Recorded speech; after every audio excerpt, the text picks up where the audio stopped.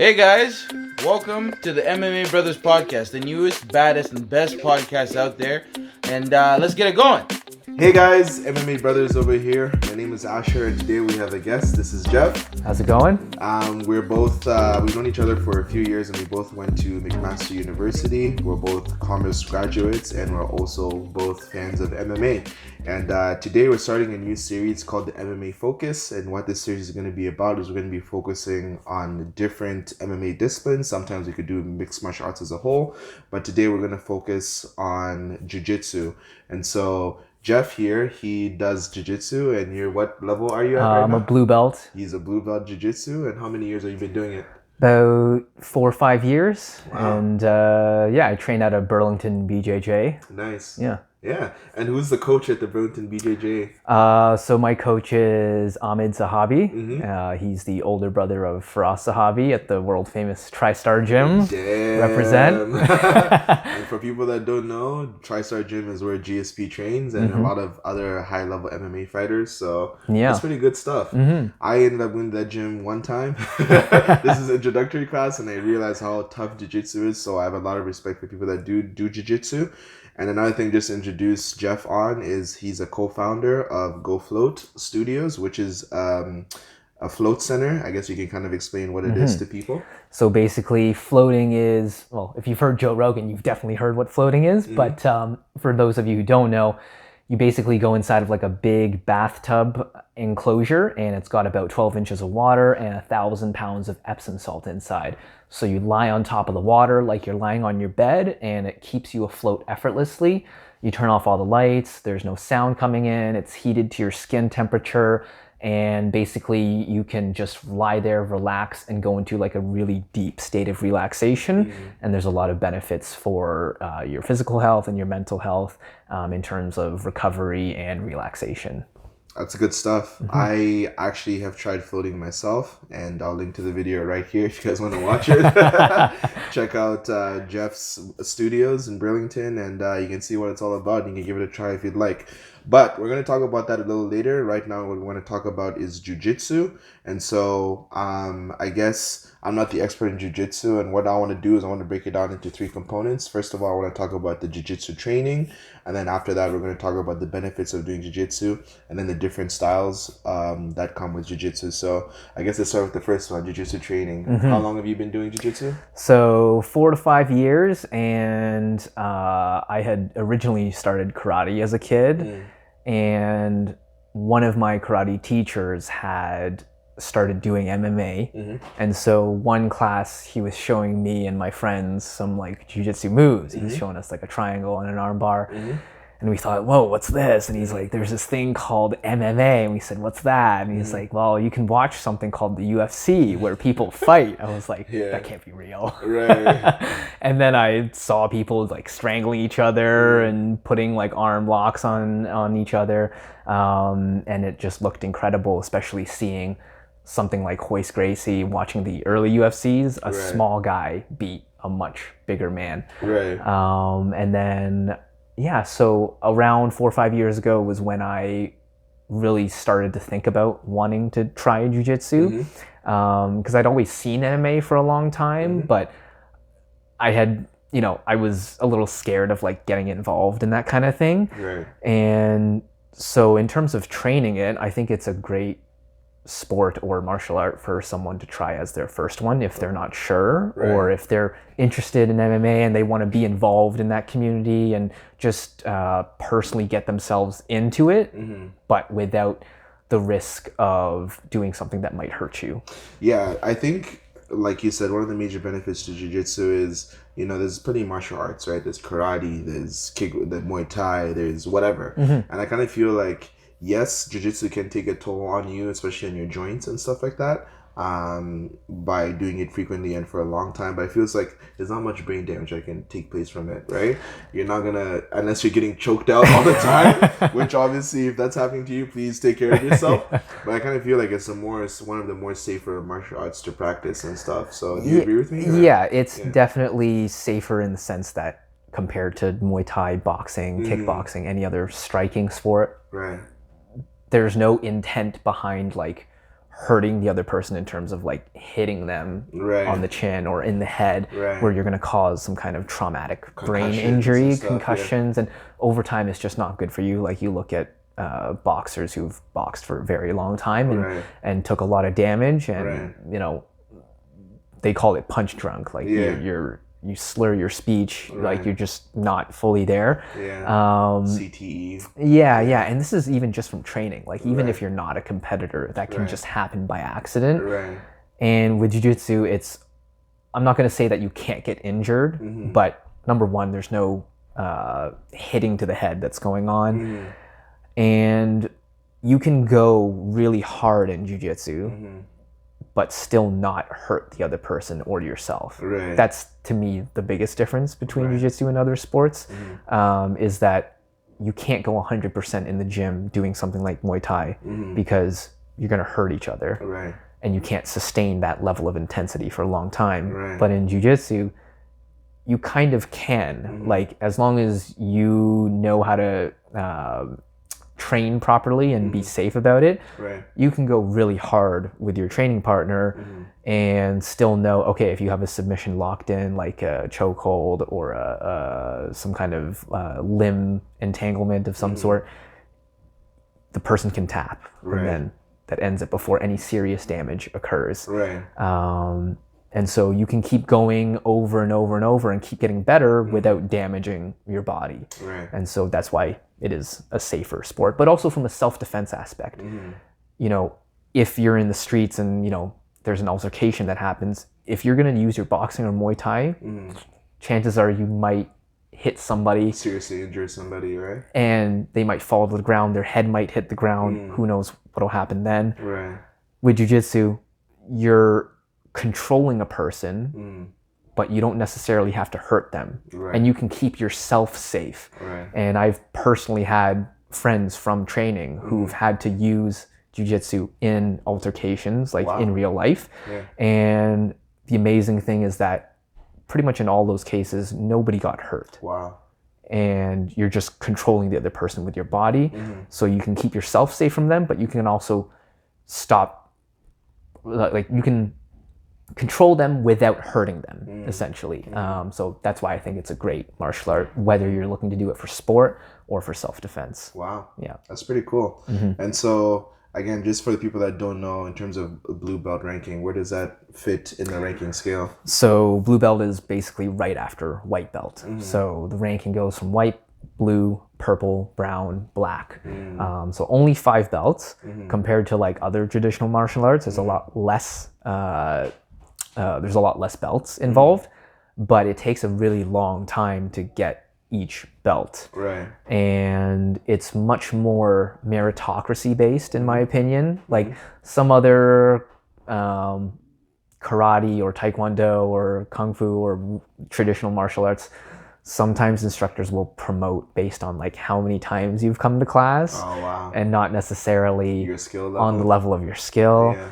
And another big thing is sparring. So with jiu-jitsu, you're always sparring. And so you get a good glimpse of what level this person is at, especially from a coaching perspective. Right. When you're seeing your students roll, whether in training or in competition, you really get to know for real what their skill level is and really assess them. So someone could get their blue belt in 1 year, it could take them a few years.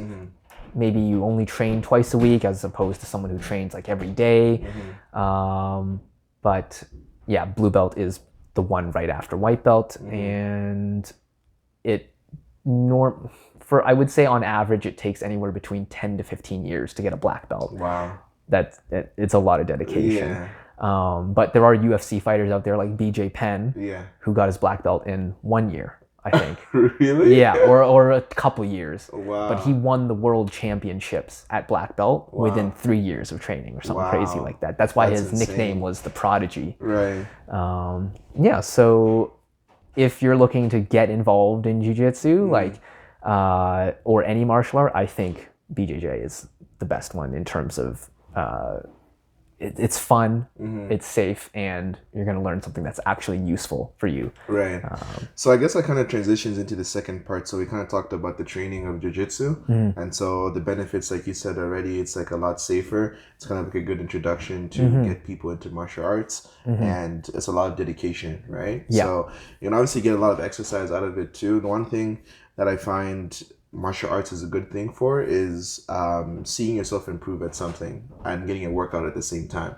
So a lot of times people go to the gym and they get demotivated because like, oh, I'm just running on this treadmill, I'm just cycling. And yes, technically you will get better times, you'll be able to run faster or longer or whatever, but like it's not necessarily something that you feel, you know what I mean? Like the progression isn't really there, or like the satisfaction, I should say. Yeah. You know? Yeah. When you're doing a martial art, and like whether it's Muay Thai or Jiu-Jitsu or whatever, and you can feel your jab is getting better, or your submission skills are getting better, or like, you know, your, I don't know, whatever it is, or like you're hitting another ranking. I kind of feel like I did Muay Thai for 6 months, and I couldn't throw a kick at first. I didn't know how to throw a kick, right? I would throw a kick at the bag, and like people, they wouldn't laugh at me, but they saw my technique and they're like, oh no, it's okay. Just keep trying and trust me, you'll be able to like throw a kick nicely. And I was like, oh God, like you're kind of demotivating at first. But then within like a month or two or so, I could throw like a vicious kick, you know what I mean? And I was just like, oh my God, like I can do it, you know what I mean? Yeah. And like I wouldn't be able to get that satisfaction by just going to the gym and being like, oh, now I can lift 40 pounds, you know what I mean? So I think that's pretty cool. There's a skill aspect to it that you're sometimes missing from traditional like workout routines. Right. That's also part of why I started jiu-jitsu, because I was getting bored of just going to the gym all the time and just like, yeah, I'm getting healthier. I'm not saying that's a bad thing. Oh yeah, we're not saying don't go to the gym. We're kind of talking about the benefits here of martial arts and just jiu-jitsu specifically. Yeah. So there's definitely, you're getting that physical exertion. So you're getting your exercise, but it's also fun. Like there were times where I didn't want to go to the gym, but you just made yourself go to for your health reasons. But with jiu-jitsu or any martial art, you can do it and know that you're going to get good exercise, but you're also going to have fun doing it, hopefully. And a big part of that you mentioned was having the team there. So you said you couldn't do a kick the first time you went. And again, people weren't laughing at you, but they wanted to come over and help you. That to me is also a very satisfying part of martial arts, is knowing that, oh, there's someone who actually cares about your improvement, because they've been there, right? And when you get better, you start to see new people that come in too, and you say, oh, I know what that feels like, let me help you out. And there's this satisfaction that comes from helping one another in that environment. Like when everyone's at the gym, everyone's coming from a different life background of you know, whatever is going on in their day, but it's this nice moment where everyone can kind of come together and say, we're all gonna put everything aside and improve together at this one thing. And there's this social component to it that I think is sometimes overlooked in martial arts. Like it's not just about, you know, the training and the fighting and the competing. There is a big team aspect to it, even though it feels like a solo sport a lot of the time. So if you feel like you're getting bored with working out, definitely give martial arts a try. Or even if you don't think you're in shape, just try it anyway, because sometimes I hear people say, oh, you know, maybe I should lose a few pounds first before I start a martial art. It's like, no, just do it, because you're going to be so much better in terms of your technique if you start now. It's going to be more fun, and you're going to get healthier in the process anyway. So yeah. That's good stuff. Another thing you also mentioned earlier was one of your friends using jiu-jitsu out in public to defend himself. That's one thing, if I were to have children, I would want to get them into martial arts or jiu-jitsu or whatever, because it gives them confidence, right? When you go outside and you know, like, you know, people can't really mess with me because I know how to defend myself and whatever, like, you will be a more confident person in society, and confidence can open more doors for you and just make you live a healthier, better life, right? So won't be bullied as much because people know you can take them down or do whatever, you know what I mean? Like, girls who like you more, you'll be in better shape. Like there's just so many benefits that you can go on and on about, right? The component of like also just the confidence, that's big, because when you start to see yourself improving, you start to realize, oh, you can actually improve at other things. Right. You just have to apply that same work ethic. Right. And again, like when you said you're in public, if you know a kind of martial art, you know you can carry yourself differently. If there is something that's about to happen, you're a lot more confident that, okay, I know what the situation is like and I'm not going to panic. Right. I'm going to be very calm about it because I've already experienced this in the gym to some degree. Right. I'm not saying that, it's going to prepare you 100% for whatever's going to happen in the real world out there, but you'll definitely carry a lot more poise with you and a lot more calmness with you as you're out there. Or even if you're applying for a job or something like that, you realize when you're getting strangled or when you're getting beat up that things like a job interview you don't need to be as worried about. I guess so. like at least for me, it makes you realize all the stuff that you worry about in your everyday life. It's not that bad. Right. It's like when someone is like actually trying to kill you in a sense, like virtually kill you. Right. You realize, I there's so many other things I don't need to be nervous about or anxious about, and again, you'll just be able to go through those kinds of things with a lot more confidence. That's right. So yeah. No, that's good stuff. And I apologize if you can hear a little bit of the background noise. There's some stuff being moved around in the house, so it's kind of annoying, but we're going to continue going on. So I guess the last thing I wanted to talk about here is recovery, right? So you would obviously have started this float center with another co-founder. And is this what you do frequently to recover from your jiu-jitsu training? Yeah, so I try to float at least once a week. And I actually like to float before I go to jiu-jitsu as kind of a way to almost like taking a little power nap in a sense, because it helps wake me up and it gives me a little bit more energy and I feel a lot more focused because I'm a lot more clear-headed. So a big part of floating is when you go inside the tank and you have no sensory stimuli coming in. So there's no light, there's no sound, your body doesn't have to regulate its own temperature because we do that for you in the water temperature. Suddenly your brain doesn't have to process all that stuff. Like right now, there's lights, there's sounds, even just sitting on this chair. This is all stuff that my brain has to process to a certain degree. And it's taking a certain amount of bandwidth from me if you think about it like data on your phone.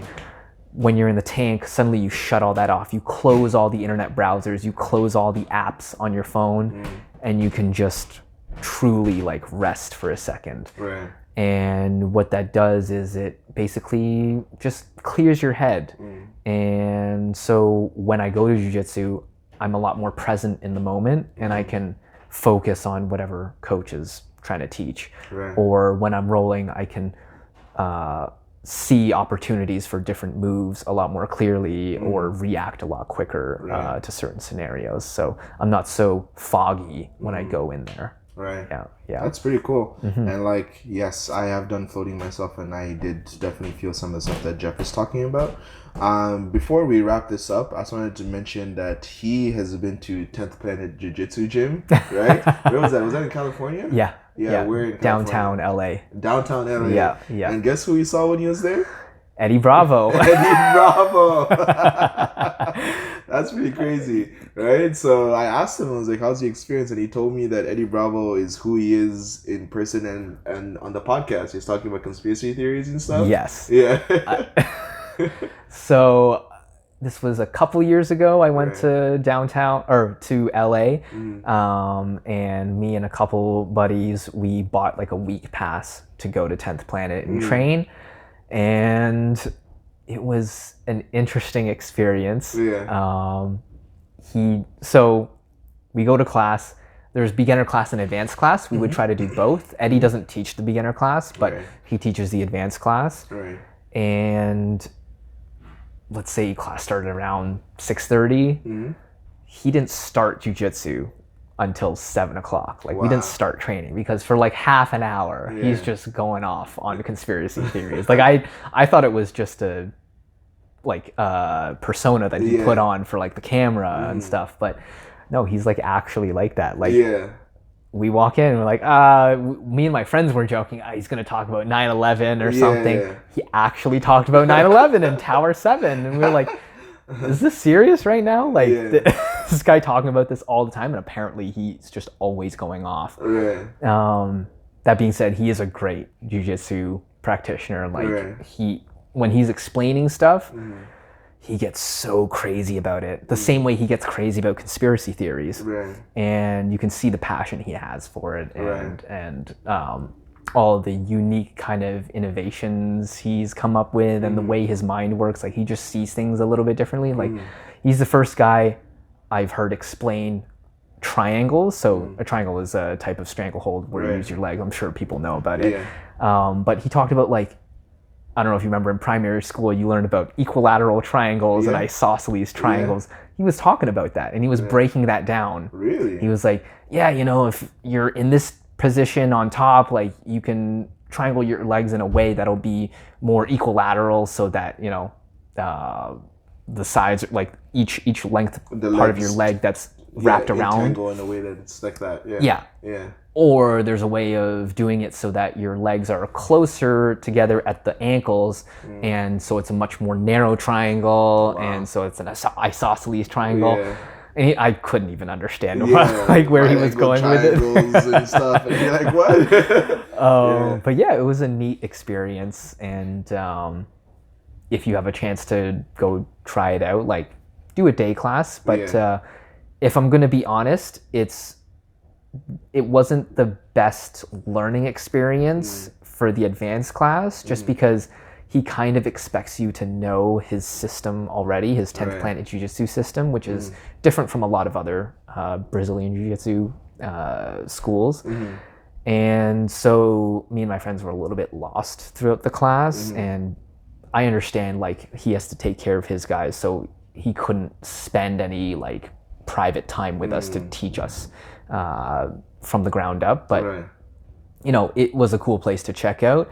And if you are a beginner, like, they have a beginner class, and you can do that, and I'm sure you'll have some fun doing that. But I think I know what you mean. He's kind of gone to this level now where it's like he's a celebrity coach almost, right?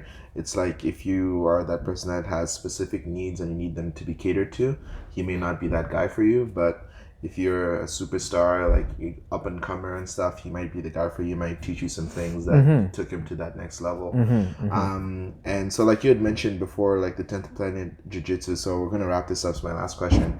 So one thing we said in the beginning of the podcast, we're going to talk about different styles. So when you train, do you train gi or no gi? So I do both. At my club, we mostly do gi, but we do have a couple days where we do no gi, and it's important that you are able to do both, because this is what my coach says, but you don't want to get to black belt and not know the other side of it. Like, you don't want to just be a black belt in gi and then be like a blue or purple belt level in no gi, and vice versa. That makes sense. And I understand, like, if you're doing MMA, maybe you don't need to do as much gi stuff. UFC fighters fight with a gi, right?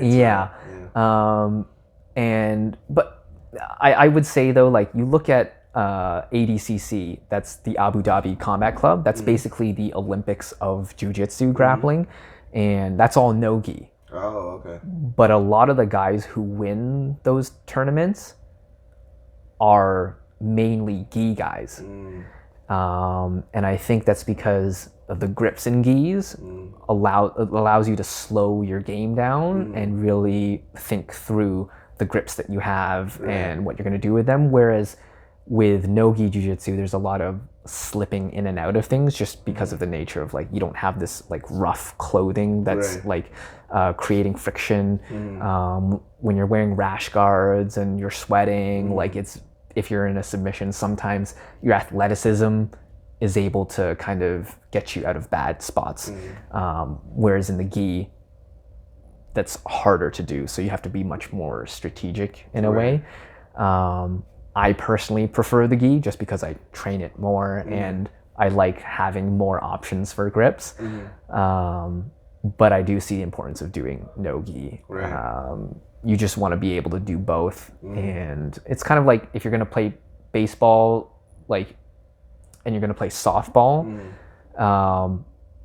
it's still going to help being good at one. Like, if you just do gi, it's still going to translate to no gi, but you still want to be able to practice it just to get the feel of it, because it is going to just feel different. So, yeah. That's good stuff. Yeah, we can talk about jiu-jitsu forever. I was gonna ask one more question about, like, you know, the different systems and stuff, but I don't want to make this too long. Yeah. Obviously Geoff will be back for a future episode at some point, and we're gonna talk about jiu-jitsu and stuff. But this pretty much wraps up this episode. Don't forget, if you're interested in floating, go Float Studios. And yeah, this is episode 1 of the MMA Focus, and we're gonna do more episodes. We're gonna focus on other MMA disciplines, other martial arts. And I hope you guys enjoyed this episode. Thank you very much, and see you later. See ya. Bye.